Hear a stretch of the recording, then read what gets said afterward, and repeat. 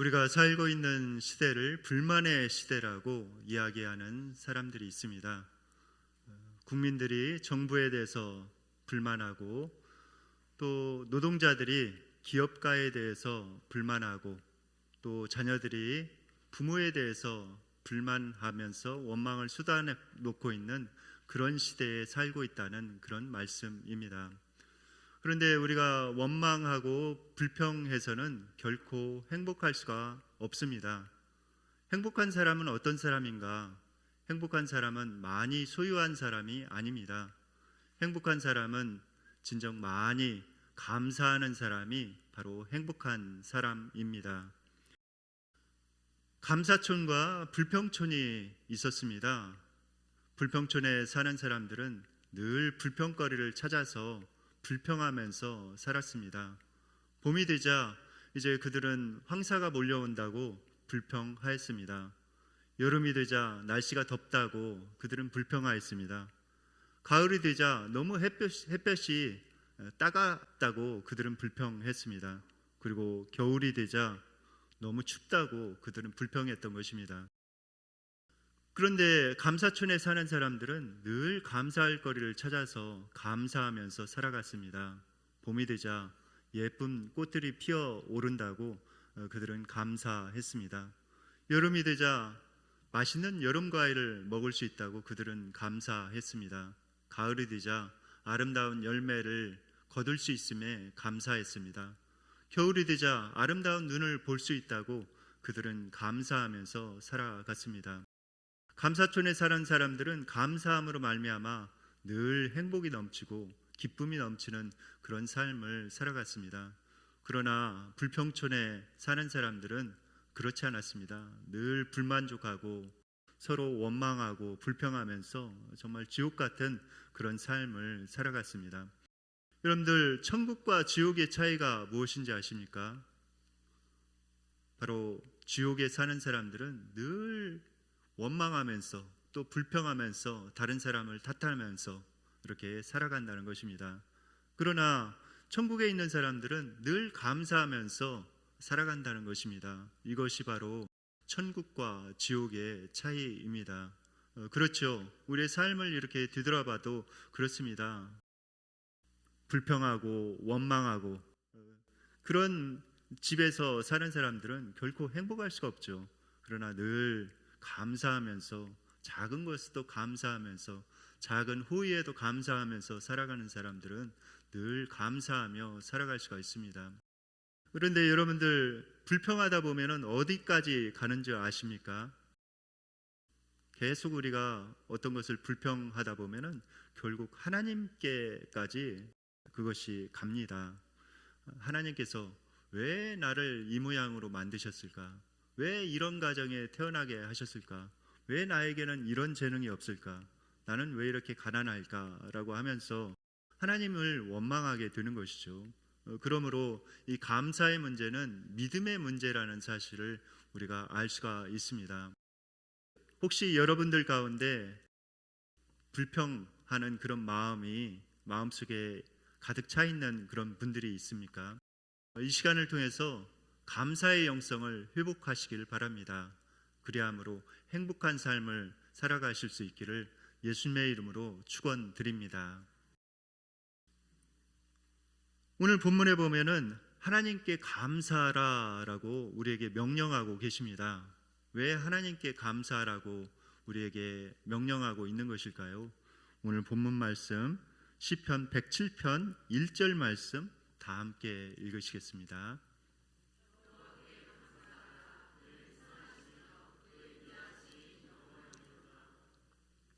우리가 하나님께 감사해야 되는 그런 이유에 대해서 이렇게 말씀하고 있습니다. 그는 선하시고 그 인자하심이 영원하기 때문에 우리는 감사해야 한다라고 말씀하고 있습니다. 여러분들, 하나님이 선하신 분이시다는 사실이 얼마나 감사합니까? 혹시 하나님께서 정말 악하신 분이시고 인색하신 분이시고 하나님께서 엄격하신 분이었다면 우리는 어떻게 되겠습니까? 그런데 다행히도 하나님은 선하시고 인자하신 그런 하나님이십니다. 사랑이 많으시고 친절히 대하시고 긍휼히 여기시는 분이 바로 하나님이시죠. 그런데 만약에 하나님께서 정말 인색하시고 그 다음에 정말 악한 분이시라면은 우리는 정말 큰일 날 것입니다. 북한을 보면은 우리가 알 수가 있죠. 북한에 김정은이라고 하는 독재자가 살고 있습니다. 그런데 북한 그 주민들이 그 독재자로 인해서 얼마나 고통 가운데 있는지 모릅니다. 특별히 어떤 김정은이 이렇게 함께 하는 그런 대회, 전당대회라든지 어떤 그런 행사 가운데는 주민들이 초긴장을 한다고 합니다. 왜냐하면은 자칫 잘못하였다가 죽을 수가 있기 때문에 그렇다고 합니다.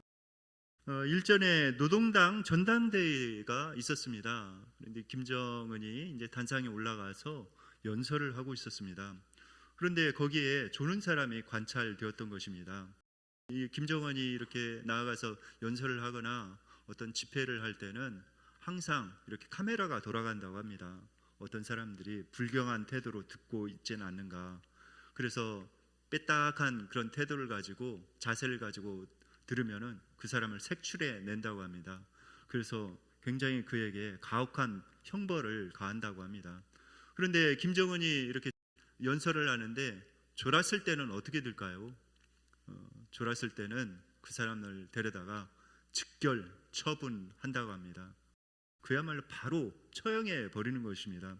그러니까 군 간부들이라든지 이 노동당 전당대회에 나갈 때 거기에 참석하는 그 간부들은 초긴장을 한다고 합니다. 전날부터 초긴장을 해서 그 모임에 나갈 때는 각성제를 여러 알 먹고 간다고 합니다. 왜냐하면은 졸으면은 죽으니까. 만약에 하나님께서 여러분들이 예배 드리는데 불경한 태도로 예배 드렸다고, 또 예배 드리는데 졸았다고 여러분들을 처형한다고 하면은 어떻게 되겠습니까? 그러나 우리 하나님께서는 그렇지 않지요. 여러분들이 예배 드리다가 졸더라도 하나님께서는 긍휼히 여기십니다. 불쌍히 여기시고 여전히 사랑하시는 분이 바로 우리 하나님이십니다. 성경 말씀에 보면은 예레미야 29장 11절에 이렇게 말씀하고 있습니다. 다 함께 한 목소리로 읽으시겠습니다.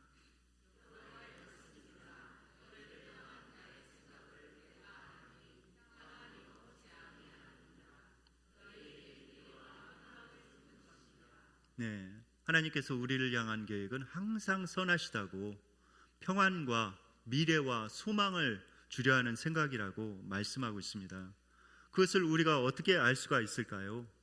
다음 성경 구절을 보면은 그 사실을 분명하게 우리가 확인할 수가 있습니다. 시편 107편 2절 말씀 다 함께 읽으시겠습니다.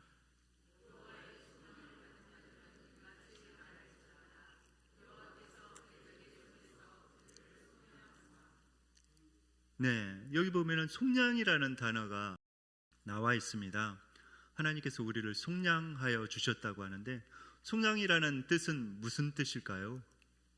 그것은 값을 치르고 구원하여 주셨다는 그런 뜻입니다. 하나님께서 우리를 구원해 주셨는데 그냥 구원해 주신 것이 아니라 값을 치르고 구원해 주셨습니다. 생명의 값을 치르신 것이죠. 아들의 생명의 값을 치르고 우리를 구원해 주셨습니다.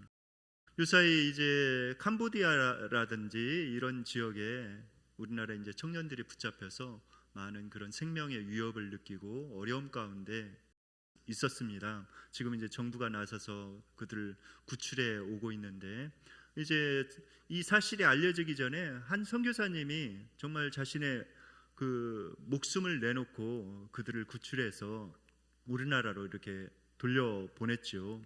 그분이 많은 위협을 이렇게 무릅쓰고 그들을 구출하였던 것입니다. 그 구조함을 받은 사람은 어떤 마음을 느낄까요? 아마도 너무나도 감사하면서 평생에 생명의 은인이라고 생각하면서 이렇게 살아갈 것입니다. 그것이 마땅한 태도지요. 우리를 구원해 주신 분이 있다면은 평생에 내 생명의 은인입니다라고 하면서 매번 감사하면서 감사를 표현하면서 살아가야 합니다. 그것이 인지상정이지요. 미국에 한 목사님이 계셨습니다. 이 목사님이 이제 그 성도의 가정에 신방을 하고 집으로 돌아오는 길이었는데, 이제 돌아오다가 차를 몰고 이렇게 돌아오다가 차가 그만 고장나 버렸습니다. 그래서 이제 내려서 그 차를 고치고 있는데 이제 해가 지고 어둑어둑해져 가고 있었습니다. 그런데 이제 양복을 입은 채로 목사님이 애를 써서 막 고치려고 하는데 잘 고쳐지지 않는 것입니다. 근데 때마침 한 청년이 개를 끌고 이렇게 산책을 하고 있었습니다. 그 청년이 정장을 한 채로 차를 고치려고 애쓰고 있는 모습을 보고 이제 와가지고 제가 도와드릴까요? 이렇게 이야기를 합니다. 그러자 목사님이 아유 도와주시면 고맙지요 라고 하면서 이제 청년이 그 목사님을 도와서 차를 고치기 시작했습니다. 그런데 차를 고치는데 그 개가 그 주변을 떠나지 않고 그 주변을 이렇게 살피면서 이렇게 경계를 하고 있는 모습을 보았습니다. 그래서 주인을 지켜주려고, 어떤 위협이 나타나면은 주인을 보호해 주려고 하는 그런 모습을 보입니다. 그래서 이제 목사님이 그 개에 대해서 묻습니다. 참 이 개가 주인을 향해서 충성심이 대단합니다라고 이렇게 이야기를 하자 그 청년이 이야기를 꺼냅니다. 어떻게 해서 그 개를 만나게 되었는지 이 청년이 그 사연을 알려주었습니다. 한 번은 이 청년이 등산을 갔다고 합니다. 등산을 갔는데 그만 발을 헛디뎌 가지고 밑으로 떨어졌다고 합니다. 떨어졌는데 밑바닥이 아주 진흙바닥이었다고 합니다. 그런데 진흙 속으로 이제 막 몸이 빠져 들어가는데 자신의 힘으로 나오려고 이렇게 했는데 자꾸 빠져만 들어가고 도저히 나올 수가 없었다고 합니다. 이제 완전히 탈진이 되어서 아이고 이제 어떻게 하나, 여기서 내가 죽나 보다 이렇게 생각하고 있는데 한 들개가 이렇게 지나갔다고 해요. 그래서 그 들개를 보고 도와달라고 나를 도와달라고 이렇게 손짓을 하면서 들개에게 요청을 했다고 합니다. 그런데 그 들개가 그것을 알아듣고 이렇게 와서는 자기의 옷을 이렇게 꽉 물더니 자신을 힘껏 이렇게 밖으로 꺼내 주었다고 합니다. 그 덕에 이제 살아날 수가 있었던 것이죠. 그래서 그 들개에게 감사함을 표현하기 위해서 그 들개를 집으로 데려와서 정성스럽게 사랑으로 대접했다고 합니다. 그런데 이제 그 들개가 그 집을 떠나지 않고 이제 같이 살게 되었는데 정말 그 개와 아주 친근한 그런 사이가 이렇게 되었다고 합니다. 그래서 서로 뗄래야 뗄 수 없는 그런 사이가 되었다고 합니다. 그러자 이제 목사님이 그 청년에게 묻습니다. 만약에 어떤 사람이 이 개에게 발길질 한다면은 어떻게 하시겠습니까? 라고 이렇게 묻습니다. 그러자 그 청년이 정색을 하면서 이렇게 이야기합니다. 가만두지 않겠습니다. 반쯤 죽여놔야죠 라고 이야기를 합니다. 그러자 다시 목사님이 이렇게 묻습니다. 만약에 어떤 사람이 당신을 위해서 죽어 주어서 당신을 구출해 주었다면은 당신은 어떻게 하겠습니까? 라고 이렇게 묻습니다. 그러자 그 청년이 이야기를 합니다. 평생 그분한테 감사하면서 살아가야지요 라고 이야기를 합니다. 그러자 이 목사님이 이제 예수님께서 바로 청년을 구원하기 위해서 자신의 생명을 내어 놓으셨습니다. 그래서 지옥으로 가는 우리의 생명을 천국으로 갈 수 있도록 구원해 주셨습니다 라고 하면서 복음을 전해 주었습니다. 그러자 그 청년의 마음이 열려서 예수님을 주님으로 영접하게 되었습니다. 여러분들, 우리가 예수님을 믿게 된 거, 이것은 대단한 큰 은혜가 아닐 수가 없습니다. 우리가 구원받은 거, 이것은 그냥 구원받은 것이 아닙니다. 로마서 5장 8절에 보면은 이렇게 말씀하고 있습니다. 우리가 아직 죄인 되었을 때 그리스도께서 우리를 위하여 죽으심으로 하나님께서 우리에게 대한 자기의 사랑을 확증하셨느니라 라고 말씀하고 있습니다. 우리를 구원하실 때 하나님께서는 그 아들의 생명의 값을 치르신 것입니다. 이거는 어마어마한 그런 값이지요. 여러분들의 자녀를 어떤 사람을 구원하기 위해서 내어줄 수가 있습니까? 결코 내어줄 수가 없습니다. 그런데 하나님께서 그렇게 하신 것입니다. 우리가 그 사실을 믿게 되었다는 사실, 그리고 우리가 그 영원히 불타는 그런 지옥에서 구원받아서 천국 백성이 되었다는 이 사실, 이것은 얼마나 정말 복된 소식인지 모릅니다.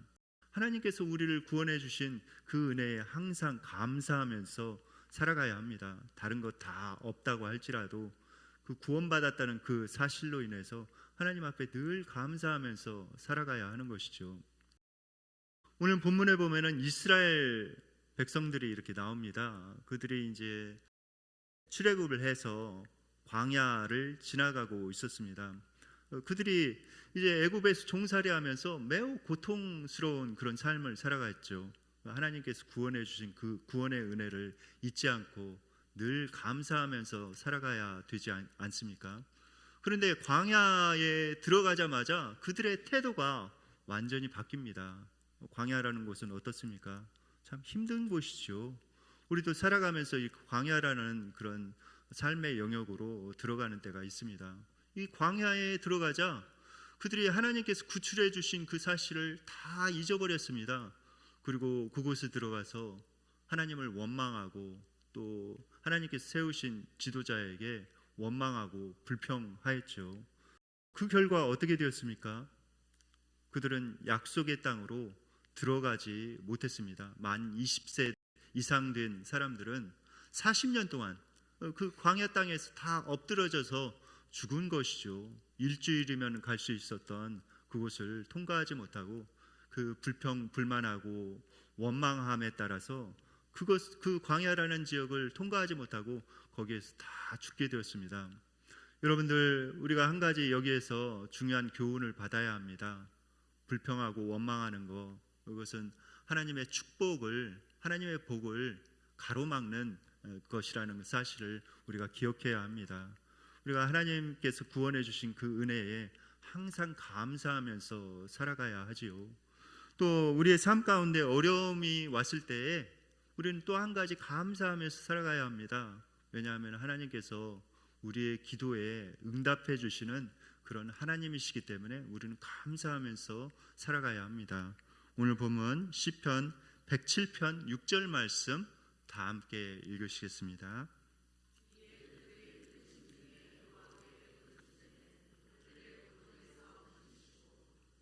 네. 이에 그들이 근심 중에 여호와께 부르짖음에 그들의 고통에서 건지시고라고 말씀하고 있습니다. 그들이 이집트에서 종살이를 할 때 그 중한 노동으로 인해서 삶의 어려움으로 인해서 하나님 앞에 간절히 간구하였죠. 하나님께서는 그 기도를 응답하시고 그들을 구출해 주신 것입니다. 하나님께서는 우리의 기도에 귀 기울이시는 참 좋으신 하나님이십니다. 그리고 하나님은 능력이 많으신 그런 하나님이십니다. 우리의 어떤 삶의 문제보다도 훨씬 크신 분이 바로 하나님이십니다. 그러므로 우리는 감사해야 합니다. 하나님께서 능력이 많으시고 우리의 기도에 귀를 기울이시고 응답하시는 하나님이기 때문에 우리가 감사하면서 살아가야 합니다. 여러분들, 한국 도자기의 김동수 사장님을 아십니까?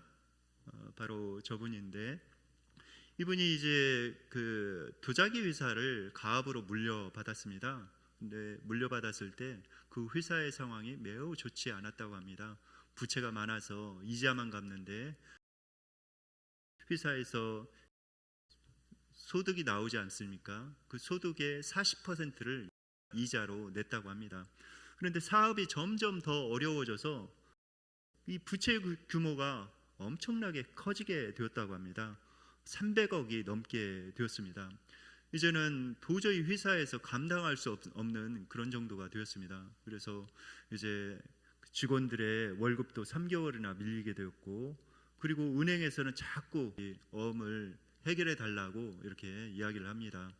그리고 이제 사채를 끌어다가 이렇게 썼는데 사채업자들이 막 몰려와서 행패를 부리고 빨리 빚을 갚으라고 이렇게 요구를 합니다. 그것을 보면서 너무 이분이 괴로웠다고 합니다.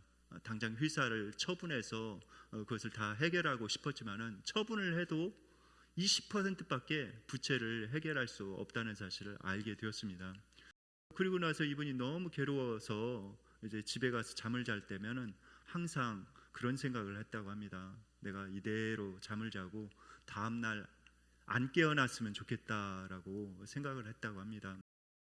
그리고 너무 괴로워서 이제 울면서 이렇게 지내고 있는데 하루간은 이런 생각이 들었습니다. 이제 내가 이 삶을 끝내야 되겠다라는 그런 생각이 들었다고 합니다. 그래서 이제 가족들을 이렇게 피신시키고 이제 회사의 문을 닫아야 되겠다 생각을 해서 이제 회사로 갔다고 합니다. 그런데 이분이 교회 다니는 분이었는데 이제 마지막으로 회사의 문을 닫기 전에 잠시 하나님 앞에 기도를 했다고 합니다. 그 사업체에 성경책을 두었는데 이제 기도를 하고 무작정 성경책을 딱 폈다고 해요. 그래서 이제 딱 눈에 들어오는 구절을 읽었는데 바로 이 구절을 읽었다고 합니다. 고린도후서 1장 8절로 10절까지의 말씀입니다. 먼저 8절 9절 말씀 다 함께 읽으시겠습니다.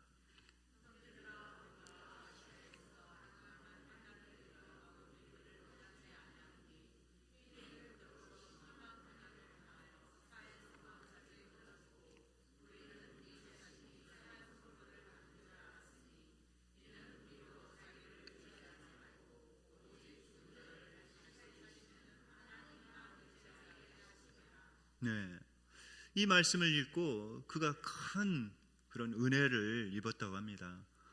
살 소망까지 끊어지고 정말 사형 선고를 받은 줄 알았노라라고 했는데 이런 삶의 문제가 자신만의 문제가 아니었다는 사실을 알게 되었습니다. 그리고 나서 10절 말씀을 읽으면서 그는 큰 감동을 받게 됩니다. 10절 말씀 다 함께 읽겠습니다. 그가 이같이 큰 사망에서 우리를 건지셨고 또 건지실 것이며 이후에도 건지시기를 그에게 바라노라. 그런데 이 큰 사망에서 우리를 건지셨고 현재도 건지고 계시고 미래에도 건지실 것이다 라고 선포하고 있는 그 하나님의 말씀을 대하고 그가 큰 감동을 받게 되었습니다. 그러면서 하나님 앞에 회개하며 나아갑니다. 하나님, 지금까지는 제가 제 힘으로만 이렇게 살려고 했던 거 주님 용서해 주십시오. 앞으로는 하나님의 능력을 의지해서 제가 살아가겠습니다 라고 그가 고백했다고 합니다. 이후부터는 그가 어떤 절망의 눈물이 아니라 감사의 눈물을 흘렸다고 합니다. 그래서 그 직원들이 별명을 붙여줬는데 울보 사장님이라고 별명을 붙여주었다고 합니다. 그리고 하나님께서 그의 기도에 응답해 주셔서 그 부채를 다 이렇게 해결할 수 있었다고 합니다. 그래서 지금은 부채가 영원이 되었다고 합니다. 한 푼의 그런 부채도 없는 그런 아주 튼튼한 기업이 된 것이죠. 그리고 그 기업이 막 성장을 해서 세계 그 5위에 해당되는 그 도자기 회사가 되었다고 합니다. 그리고 본차이나 부분에서는 세계 3위에 랭크되어 있는 그런 견실한 회사가 되었다고 합니다. 이분은 그 하나님께서 베풀어 주신 그 은혜에 늘 감사하면서 회사의 순수독의 10분의 1을 항상 이렇게 떼어서 그것을 좋은 일에 이렇게 사용한다고 합니다. 독거노인들을 위해서 사용하고 그 다음에 어려운 이웃들을 이렇게 위해서 사용하고 장학금으로 이렇게 사용하고 하면서 하나님의 영광을 드러내면서 지금도 살아가고 있다고 합니다. 이분이 좋아하는 성경 구절이 있는데 그 성경 구절은 무엇인가?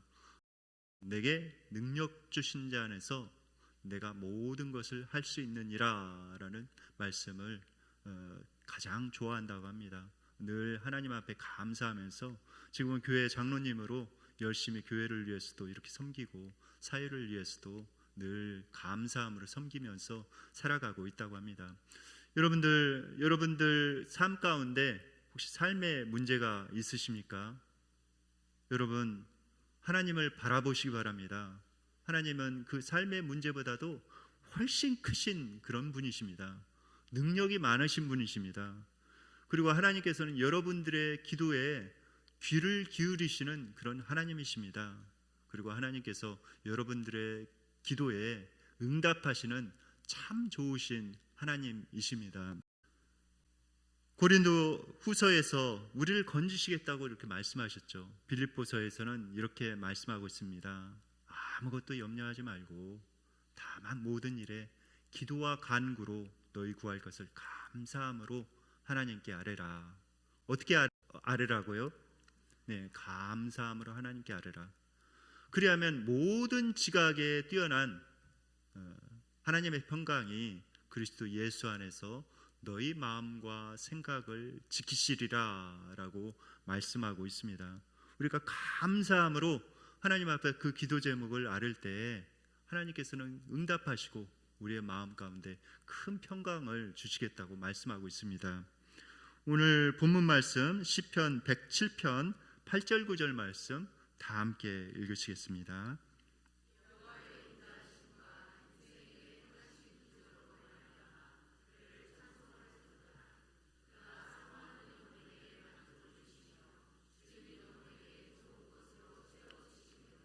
아멘.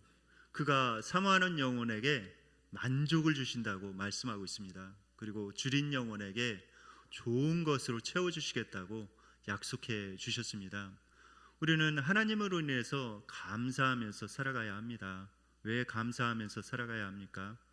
하나님께서 선하시고 인자하신 하나님이시기 때문에 우리는 하나님 그분으로 인해서 감사해야 합니다. 그리고 하나님께서 우리를 속량해 주셨기 때문에 아들의 생명의 값으로 지옥에 우리가 떨어질 수밖에 없었는데 우리를 그렇게 구원해 주신 것입니다. 이 구원의 은총으로 말미암아 우리는 감사해야 하고 하나님께서 우리의 기도에 응답해 주시고 또 앞으로 응답해 주실 그 하나님 앞에 감사하면서 살아가야 합니다.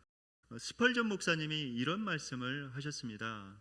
한 촛불을 향해서 그 촛불로 인해서 감사하는 자에게는 별빛을 주시고 또 별빛을 인해서 감사하는 자에게는 달빛을 주시고 달빛을 인해서 감사하는 자에게는 햇빛을 주시고 햇빛을 인해서 감사하는 자에게는 햇빛도 필요 없는 천국을 주신다고 말씀하셨습니다.